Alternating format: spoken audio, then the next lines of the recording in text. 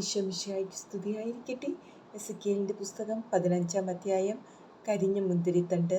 കർത്താവ് എന്നോട് അരുളിച്ചെയ്തു, മനുഷ്യപുത്ര, മുന്തിരിത്തണ്ടിന് മറ്റ് വൃക്ഷങ്ങളെക്കാൾ എന്തു മേന്മ? അതിൻ്റെ ശാഖകൾക്ക് വനത്തിലെ വൃക്ഷങ്ങളുടെ ശാഖകളെക്കാൾ എന്തു ശ്രേഷ്ഠത?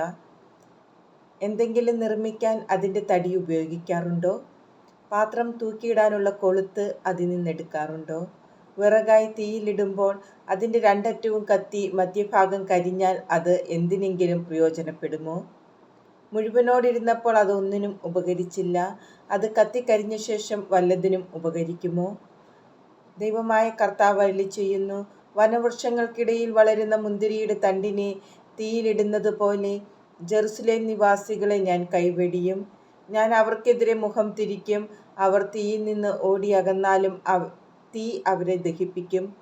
ഞാൻ അവർക്കെതിരെ മുഖം തിരിക്കുമ്പോൾ ഞാനാണ് കർത്താവ് എന്ന് നിങ്ങൾ അറിയും. അവർ അവിശ്വസ്തരായി പെരുമാറിയതുകൊണ്ട് ഞാൻ ആ ദേശത്തെ വിജനമാക്കും. ദൈവമായ കർത്താവ് അരുളിച്ചെയ്യുന്നു.